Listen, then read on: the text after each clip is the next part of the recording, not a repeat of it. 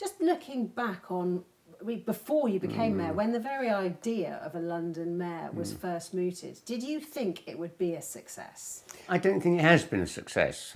Because it's about one person and their personality. When I was leader of the Greater London Council, the 92 members, a lot of ideas, a lot more happened and came out of that. All the power in one person's hand, I think, is a mistake. And for the last 8 years, Boris has promoted himself. But apart from the cable car to nowhere, not much has happened. If it had been a council, a lot more would have happened. So it was better than nothing. London needed a voice. But it's an American political system. So you think the mayor should be less powerful, but those around the assembly should be more powerful? Absolutely. When I became the leader of GLC, I really devolved power. Much more happened. The committees had real independence. It had been a dreadful old bureaucracy for years. The job of a leader is to lead, not to micromanage everything. You need to allow other people around you to do stuff and get on with that. But I suppose people would say the voter interest lessens the less there's a figurehead to vote for. So I suppose in some ways perhaps having that one individual who you vote for in something of a presidential style does create more interest. Well, we only had about a third of the population turn out to vote last time in 2012. I can recall times when GLC elections got up to over 40%.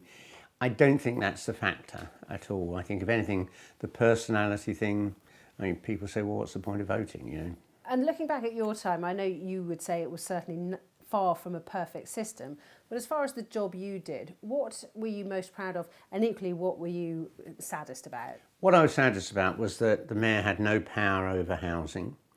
I persuaded the Labour government to give the mayor that power, but it only kicked in at the election I lost, and so I'd got £5 billion ready to start building council homes again from Gordon Brown, and Boris just didn't touch it. I think part of it, we've got to build homes for rent, all this affordable housing stuff.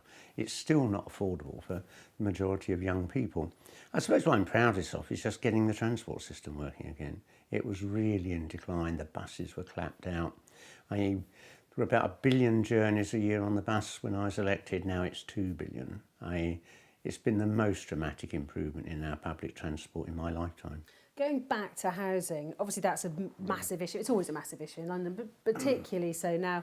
They're saying they're both making promises about lots of new houses, but as you said, most people don't think it's enough. Why do mayors and politicians up and down the country find it so seemingly impossible to build new houses? Well, part of the problem was that up until Thatcher getting elected, we built 200,000 council homes a year in Britain.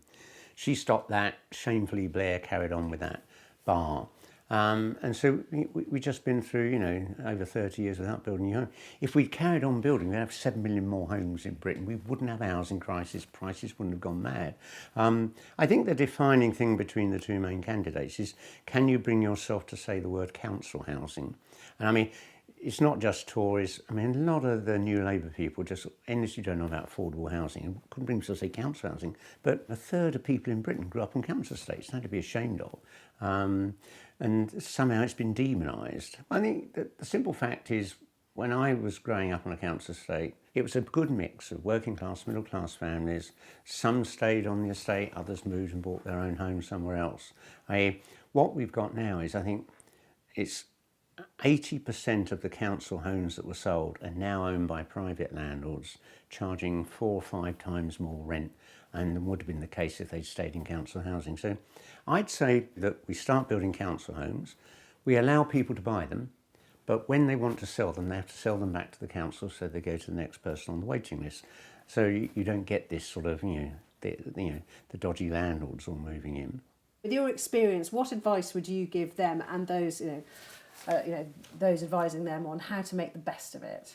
Well, basically the powers of the mayor in London are still quite limited compared with, say, the mayor of New York.